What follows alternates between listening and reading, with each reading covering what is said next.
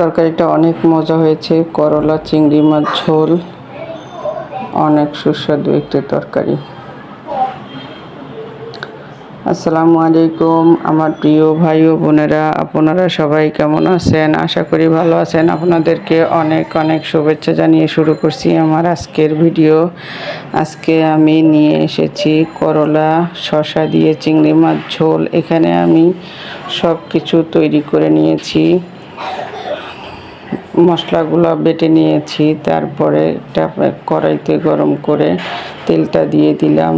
আমি বাটা মশলা দিয়েছি, এখানে পেঁয়াজ, রসুন, কাঁচামরিচ এগুলো আমি পাটায় বেটে নিয়েছি। এখানে আস্ত মশলাটা না দিলেই ভালো। তারপরে দিয়ে দিলাম কিছুক্ষণ ভাজার পরে চিংড়ি মাছ। ভালো করে এটাকে কিছুক্ষণ তেলে ভাজতে হবে। তারপরে দিয়ে দিলাম হলুদ, লবণ স্বাদ মতো, অল্প কালারটা সুন্দর হওয়ার জন্য শুকনো মরিচের গুঁড়া। এখন একটু পানি দিয়ে সুন্দর করে আগে কষাতে হবে মশলাটা কষানোর পরে যখন তেলটা উপরে চলে আসবে তখন আমি করলাগুলো দিয়ে দিব।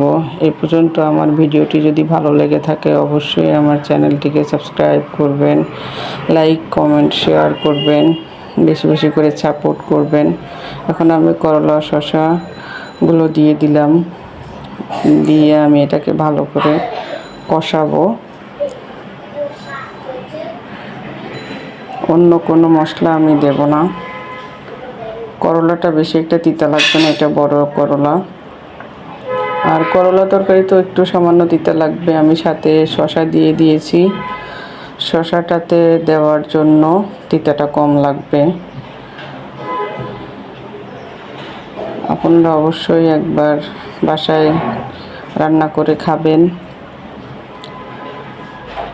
রান্নাটা অনেক ভালো হবে ইনশাল্লাহ, আশা করি।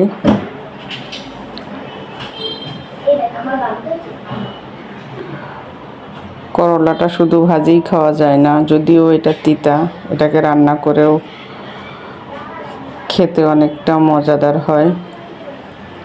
আমি প্রায়ই করে থাকি, কখনো দেখাই না, চিন্তা করলাম আজকে একটু দেখাই ভিডিও করে।